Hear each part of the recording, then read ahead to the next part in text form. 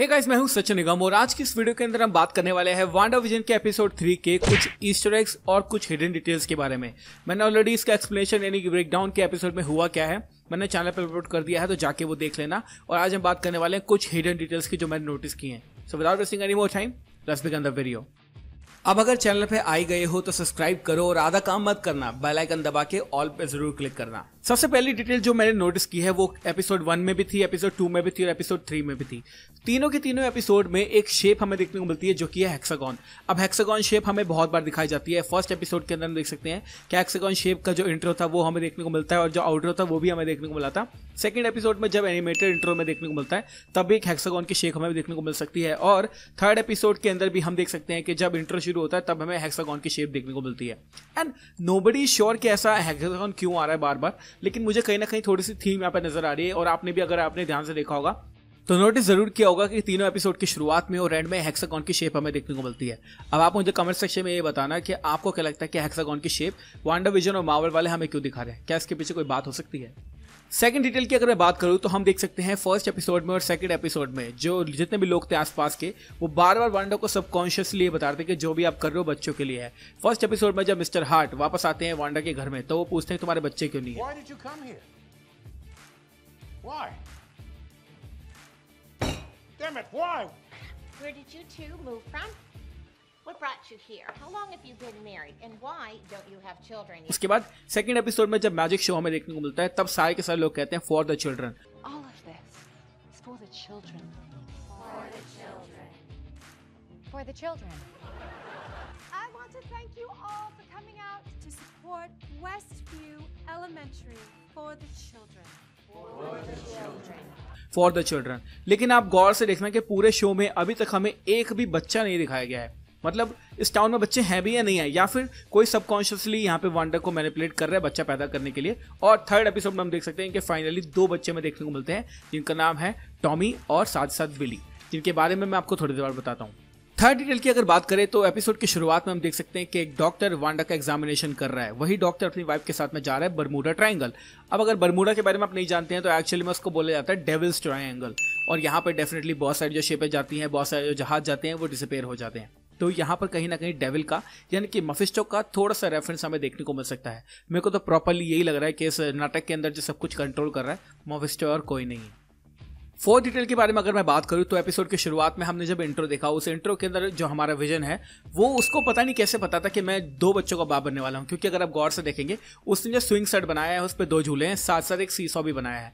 अब 2 झूले यानी 2 जने बैठेंगे ऑब्वियसली, और सीसॉ तो यानी 2 जने बैठेंगे। अब काफी लोग बोलेंगे हो सकता है एक पे वांडा बैठे और एक पे बच्चा बैठे, बट मुझे लगता है कि थोड़ा सा गड़बड़ नहीं हो जाएगा। दोनों सेम साइज के बच्चे बैठने चाहिए, अदरवाइज वो प्ले ही नहीं कर पाएंगे। तो मेरे ख्याल से विजन को ये बात पता थी कि उसको 2 बच्चे होने वाले हैं, इसलिए उसने ऐसा को डिजाइन किया है अपने गार्डन में जहां पर 2 बच्चे खेल सकें। और ये शायद उसके सबकॉन्शियस माइंड में ऑलरेडी था, जो मैंने नोटिस किया तो मैंने आपको बता दिया। फिफ्थ डिटेल की बात करें तो हम देख सकते हैं कि वांडा के 2 बेबी होते हैं। एक का नाम है बिली जो कि कॉमिक्स के अंदर जाना जाता है बिली कैप्लिन के नाम से, और दूसरा है टॉमी जिसका पूरा नाम है टॉमी शेपर्ड। टॉमी शेपर्ड अपने चाचा की सारी शक्तियां लेकर पैदा होता है जिसका नाम होता है स्पीड, और बिली कैप्लिन जो है वो एक्चुअल में विकिन बनता है। तो विकिन के पास मम्मी की पावर्स है और जो हमारा टॉमी है उसके पास अपने चाचा की पावर्स है। तो बहुत ही अमेजिंग सीन मुझे लगा। साथ साथ हम देख सकते हैं कि जब वांडा अपने रूम को सजा रही होती है तो उसके जैसे ही बेबी किक करता है उसी वक्त जो बटरफ्लाइज होती है वो रियल बन जाती हैं। और वांडा कहती है क्या मैंने किया, मैं करना तो नहीं चाहती थी। मेरे हिसाब से ये वांडा ने नहीं किया है, मेरे हिसाब से ये हमारा बिली कैप्लिन यानी जो बहुत ही अमेजिंग विकन होने वाला है उसने ये किया है। शायद उसकी पावर्स वांडा के पेट में से ही चल के आ रही हो सकता है कि वो अंदर से ही कुछ कर रहा हो। तो मुझे ऐसा लगता है कि बिली ने यहाँ पे किया है, ये वांडा ने नहीं किया है। और काफी लोग बोलेंगे कि एक्चुअली में जो विजन है वो तो एक एंड्रॉइड है, तो वांडा के बच्चे कैसे हो सकते हैं। तो कॉमिक्स की अगर माने तो वांडा के बच्चे वांडा के नहीं है, एक्चुअली मफिस्टो की सोल है, जो कि मफिस्टो चाहता है कि किसी तरह से जिंदा हो जाए, और वही एक्चुअली में इसके अंदर हो रखा है। अब वो बच्चे आ चुके हैं तो मेरे हिसाब से मफिस्टो यहाँ पे उन दोनों को लेने आएगा और अब हमें हमारे मफिस्टो यानी कि विलन की एंट्री देखने को मिल सकती है। छठी डिटेल के बारे में अगर बात करूं तो जब आप देख सकते हैं दोनों जब बहुत ज़्यादा परेशान होते हैं और उनके घर में आवाज़ें आने लगती हैं तो वांडा और विजन के घर में एक वाइट फ्लैश आता है।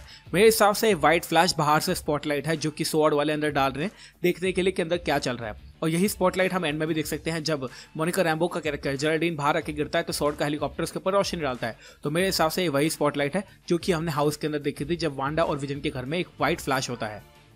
7 डिटेल एपिसोड 2 के अंदर जब मैन होल के अंदर से वो स्वॉर्ड का एजेंट निकलता है और वांडा कहती है नो,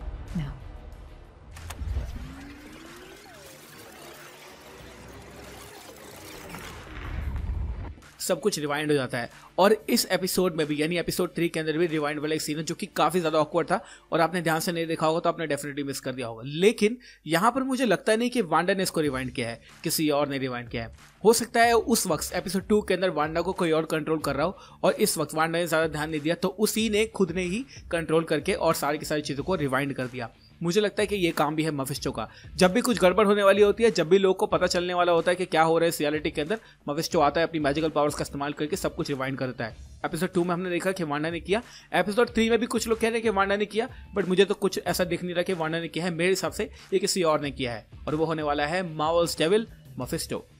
8th डिटेल की अगर बात करें तो इस शो के अंदर हमने ऐड देखा, जैसे हमने 2 एपिसोड्स के अंदर ऐड देखा था, इस एपिसोड के अंदर भी हमने एक ऐड देखा और उस एपिसोड में एक पाँव होती है, उसके थोड़े 2 बच्चे होते हैं। आप देख सकते हैं जो पीछे बैकग्राउंड में एक लड़का खड़ा है, एक्चुअली में वो है हमारे जिमी कैमेल का नेफ्यू। अब जिमी कैमेल एक अमेरिकन होस्ट है जो कि अपना शो होस्ट करते हैं डेफिनेटली, तो यहाँ पे वांडा विजन में उनका जो नेफ्यू है उसका छोटा सा कैमियो है।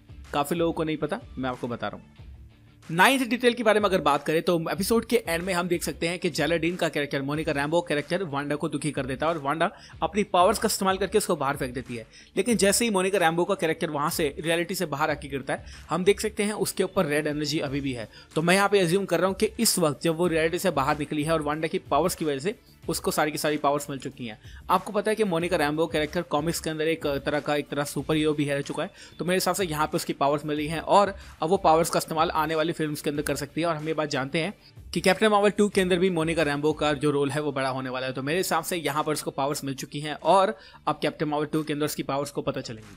लास्ट डिटेल जो 10th डिटेल मुझे मिली है वो ये है कि जब आप देख सकते हैं मोनिका रैम्बो का कैरेक्टर जेलाडीन बाहर आके गिरता है तो बगल में आप राइट साइड में अगर आप गौर से देखेंगे तो वहां पर बहुत सारी लाइट्स लगी हुई हैं और उस लाइट के उस तरफ हमें देखने को मिलती है ग्लिच रियलिटी की वॉल। तो मेरे हिसाब से स्वॉर्ड ने यहाँ पे आसपास पैरामीटर सेट कर लिया है लाइट्स का और साथ साथ वो वॉच कर रहे हैं कि एक्चुअली में अंदर चल क्या रहा है। हम देख सकते हैं एक वॉल सा बना हुआ है, डोम सा बना हुआ है और उस रियलिटी पे जो बाहर आते ही स्वॉर्ड के जो एजेंट है वो उस पर नजर रख रहे हैं। तो जेलाडीन का कैरेक्टर है जो मोनिका रैम्बो का, वो जस्ट उससे बाहर निकलती है और वहीं पे एजेंट जो सारे के सारे स्वॉर्ड के एजेंट है वो अपना टेंट लगा के बैठे हैं और उस रियलिटी पे लाइट डाल रहे हैं और देख रहे हैं कि एक्चुअली में अंदर चल कर रहा है। मेरे हिसाब से यही हो रहा है। 11 डिटेल जिस कह रहे हैं बात मैं करना चाहता हूं वो ये है कि काफी लोग कह रहे हैं कि इस एपिसोड के अंदर जो स्टॉर्क हमें देखने को मिला है, जो पंछी हमें देखने को मिला है, वो एक्चुअली में मफिस्टो है। वांडा जब भी उस पर मैजिक करती है तो वो उस मैजिक को हटा देता है और कहीं ना कहीं वांडा की बात को वो नहीं मान रहा है। तो मेरे हिसाब से हाँ ऐसा हो सकता है, बट इस पर पूरे तरीके से बिलीव करना विदाउट एनी प्रूफ अभी तो पॉसिबल है नहीं। तो हो सकता है ये जो स्टॉर्क है ये एक्चुअली मफिस्टो वांडा से मजा लेने आया हो और इसीलिए वांडा की जो पावर्स हैं उसके ऊपर काम नहीं कर रही। तो आप मुझे कमेंट सेक्शन में बताना क्या ये स्टॉर्क है या फिर सिर्फ वही कुछ और है। तो thank you so much for watching this video guys. ये थी सारी की सारी एपिसोड 3 की details and hidden Easter eggs जो भी मुझे मिले। हो सकता है इसके अलावा भी बहुत सारे हो, वो मुझे आप कमेंट सेक्शन में बताना। साथ साथ वांडा विजन के ऊपर एक बहुत ही अमेजिंग मैं थ्योरी लेकर आ रहा हूँ। आई थिंक 2 से 3 दिनों के अंदर वो अपलोड हो जाएगी, तो definitely watch that video. Spiderman 3 की न्यूज भी मैंने अपने चैनल पर डाल दी है 2 दिन पहले, वो भी देख लेना। Thank you so much for watching this video guys. मैं उस सेशन मिलूंगा आपसे अगली वीडियो के अंदर। Bye guys, take care, love you all and have a great amazing day.